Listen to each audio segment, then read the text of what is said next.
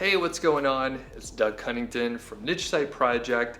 In this video, I'm going to talk about the content for the Age Site case study and a couple ways that you may be able to save a little money and do this on a tighter budget. So the Age Site case study, if you're not familiar, is a case study where I am purchasing a done-for-you site. It's been aged for at least 6 months, and basically I'm trying to outsource all the activities. The reason why it's aged is hopefully it'll be out of the Google sandbox and we'll be able to get traffic more quickly, earn money more quickly, and then hopefully we'll get an ROI a little bit faster. So if you're new, check out some of the other videos in the series, and I encourage you to, number one, leave questions on this video. If you have any questions at all, just leave a comment. I read 100% of them.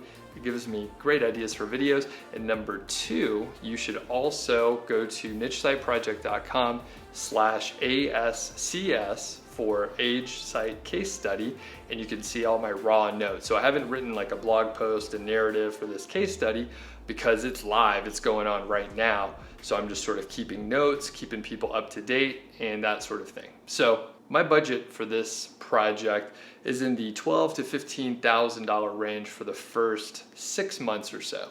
Yes, that is a large amount of cash, but there are a few things that you could do to save some money. Not this counts for everything. This is like buying the site. This is getting content. This is promotion and link building and outreach and all that kind of stuff. And any sort of like other tools or whatever that I may need, although I haven't had to get anything in that area because like I said, I'm outsourcing everything. This video, we're gonna focus on content. So in my case, here's what I did. I went to a company that's sort of a full service company. It's called Content Development Pros, and I outsourced everything. I gave them the title for the like whatever post or article I wanted to be written. They write it, and then they go to WordPress and they draft it up per my instructions. And then I take a quick look at it, I'll publish it, right? So pretty straightforward. I actually had a VA, I have a VA, and she helps me with like some just random things that I need help with, such as looking at a post in WordPress and making sure that it looks okay. So I had my VA take a quick look at it because all this work that was going on, I was on vacation. So I didn't do any of the work there. I didn't read the post. She just checked it out for me. That was it. So in the last video where I talked about expenses, several people pointed out that I could get the content for cheaper. They outlined a couple different options for getting cheaper content, and they're right? They were right. I can get content for cheaper, but if one were to go back and check out some of the early videos on this, like my goal is to outsource and not to babysit writers. So one of the smart commenters out there said, hey, you could hire college students that are inexperienced. You could train them on your process. Doug, you're a project manager. You should be able to train them really easily. And then you can get the work done for, pennies on the dollar, that kind of thing. Well, that wasn't my goal. Even though that person's right, my goal was to outsource it and not have to worry about it. All right, so while that is a valid way to do it, it is not the way I was trying to do it. Otherwise, that's what I would do. And by the way, that is typically what I would do in the past. Not necessarily a college student, but I would find someone who wanted to do freelance writing, and then I would train them. And usually you can get a highly qualified person that is getting started in freelancing for a little bit of a cheaper rate because they're trying to get experience. So anyway, there's a spectrum of how much you can pay for content. And I'm gonna talk about a few things. I'm gonna actually bust out some graphs and show you. We're gonna look at a couple different aspects. So the quality versus the cost and the amount of time it takes you to get content versus the cost. All these things come into play. And what you're gonna notice is I'm trying to break it down. So I'm really graphing like two different factors at a time. So cost versus quality, and then we're gonna talk about the timeline versus the cost. But really, there's multiple variables in here, and this whole thing is trade-offs. You have to figure out what matters to you, including, your budget is probably one of the biggest things you're gonna have to deal with, right? So you have a limited budget, you have a certain amount of time and a certain amount of experience and so on. So this is multiple variables, this is complex. So yes, in the comments, if someone's like, hey, you could do this one thing and save money, well, that is just one piece of the puzzle. all right? And sometimes there's different puzzles going on and you don't want to put different puzzle pieces from different puzzles together. We're losing it. We're losing it here. So let me get it back on track. Here's the deal. There's a spectrum. There's basically, I'm going to give you 3 little examples. So I went with the most expensive route. I went with full service. I have a project manager to work with. I have an account manager.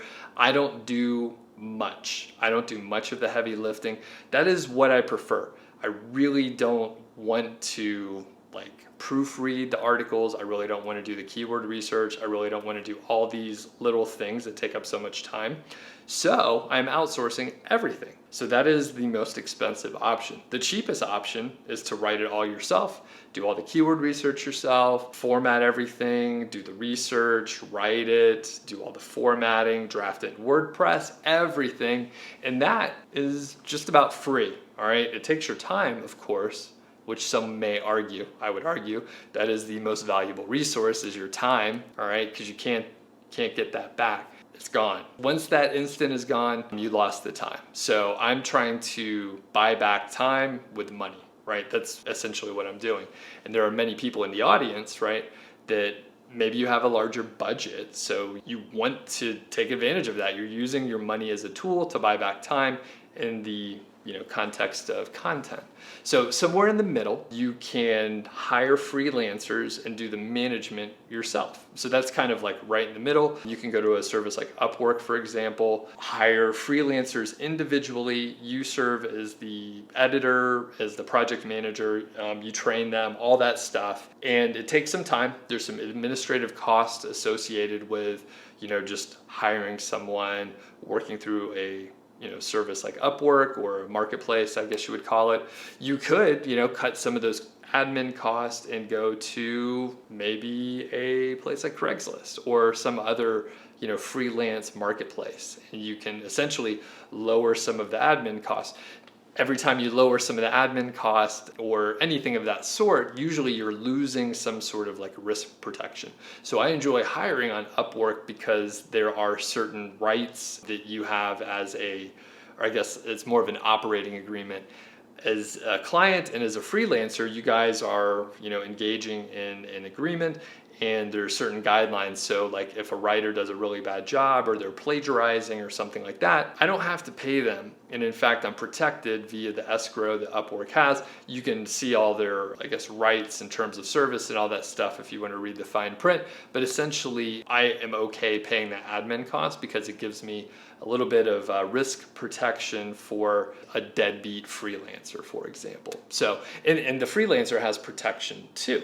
So if you're hiring someone from like Upwork, someone may trust, the process that you're engaging in versus if you just hire a random person from Craigslist, right? There's not as much trust there potentially and that sort of thing. So that said, we're going to have the spectrum of 3 things. So you can hire a full service. That's what I did. You can hire people like freelancers individually and then you manage them. That's somewhere in the middle. Or you can do it all yourself. Or you could do a blend of all those things, right? I actually encourage people to test each one of those and see like either what you like the best. You can learn along the way. Like even if you can't hire a freelancer or several freelancers like right away, it's kind of a good experience to go through the process with just like one writer, like however much you could afford, right? So maybe once a week or maybe once a month or once a quarter or whatever your budget allows. It's a really good experience to hire folks on, again, Upwork or whatever service. That way you can start learning how to interact with freelancers and then you could slowly grow into it. What you don't want to do is try and hire like 10 freelancers all at once because you'll like kind of go insane. Trust me, it sounds like a straightforward thing to do, but once you start getting a lot of freelancers working for you, there's a lot of like interaction that you can have, which is too much. I want to reduce interaction with random people, even if they're working for me. So anyway, let's go to the graphs real quick, and I think it'll sort of illustrate what I'm talking about with the cost versus other factors, and then you could fill in whatever other like things that are important to you, trade-offs and all that stuff, and sort of figure out like, okay, how do I need to make decisions based on what's important to me? So quality and cost are kind of opposing forces. So if you get really cheap content down here, right? It's not very expensive, and the cost goes up in this direction and the quality goes up in that direction. So if you get something really cheap, most likely the quality is going to be fairly low, right? So something really cheap's right here. As you like pay more money, like in this direction, usually the quality will be a little bit better, somewhere around here. And just for the sake of our little example here, most likely it's going to kind of go in that direction. Like if you are getting something that is, you know, reasonably priced, then most likely the quality will go up and it will be of reasonable quality. What you don't, with the situation you don't want to be in is where you're paying a lot and the quality is low. All right, so that's stuff out there. You don't want to be doing that. So this is like, you know, this is bad. You don't want to, you know, that's red, all right? So you don't want to be getting any content that's very expensive and it sucks. That's not what you want at all. And if you're lucky, right, like if you go the route where you're hiring college students or something like that, then you may be able to not pay too much and the quality can be quite high, like in this area over here, right? This is great. If you could be in this zone over here, this little box in this area, it's great. You know, if you can figure out how to do that. A lot of times if you are paying a small amount and the quality's high, you're probably doing a lot of like management or training or something like that. So this is the issue that I had. It's great if you can make this work, but I didn't want to spend a lot of time like doing management, right? I didn't want to do much training. I just wanted them to do the work. That's like sort of the reason why I wasn't operating in this region. Typically in the past, I've been in this sort of range here, and this drawing is getting out of control at this point. I'm not sure if I'm making the point that I intend on making, but generally, like again, if you could stay in this zone right here, you're going to be okay. That is average, all right? Like we're probably going to be in the average area. That is just how things work. And if you can figure out how to get in this zone, that's great. Now, if we're talking about the do-it-yourself option where you're writing everything on your own, then maybe the cost is, you know, it's pegged at zero, right? It's pegged at zero over here as far as money, and the quality is dependent on you, right? Like however good you are of a writer or researcher or whatever, it is dependent on that. Now, of course, this cost right here, we're talking about money, all right? We're talking about money in this case, but costs can come in many different forms.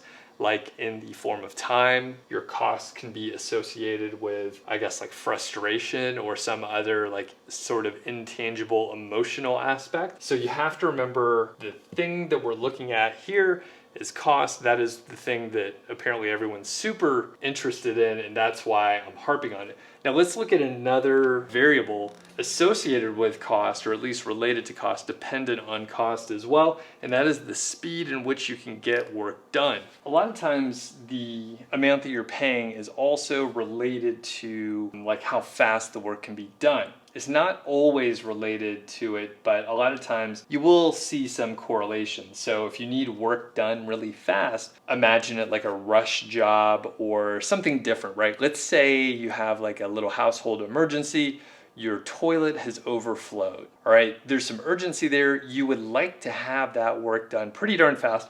You want the plumber to come and fix that so your toilet is not overflowing or whatever sort of sewage situation. This got dark very fast, but basically there's some work where you want it done fast, and if you need a rush job, a lot of times you're going to be paying extra. A lot of times you're paying a premium to get it done faster. So that's, of course, money related. The cost is up here, right? So the cost is high and it's done quickly, all right? So here's our timeline. This is how long it takes here. This is the cost. So if you need something done really quick, it may be quite expensive up in this range, but sometimes you need that work done fast if it's an emergency, for example. So it could be pretty expensive. On the other side of the like sort of equation, if you're not in much of a rush, you may be able to get things a little bit cheaper. And there are several content services, even to like full service companies that will, maybe they'll publish like 2 articles or 4 articles or 8 or whatever articles per month for you. And you can set a subscription and it's not as expensive as if you were trying to get, 16 articles all in 2 days versus if you have, a full month and you need the 16 articles.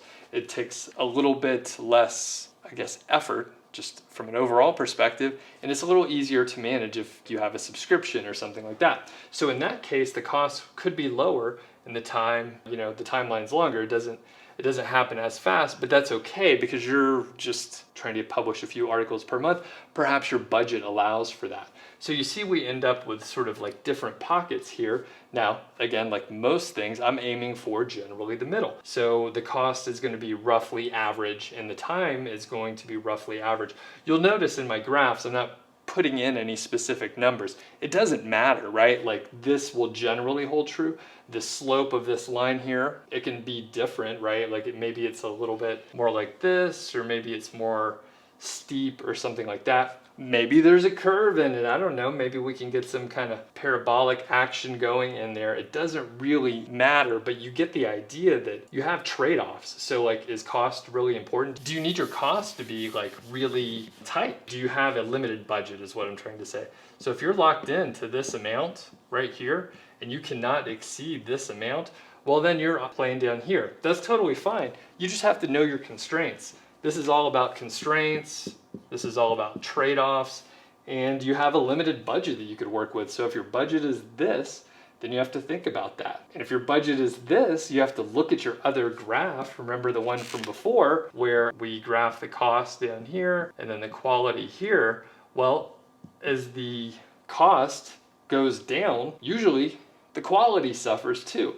So you have to figure out like what's more important. So again, I'm like graphing it in different directions, but if your cost is locked in here, your quality may be locked in sort of in this zone here, because the quality is going to be most likely capped.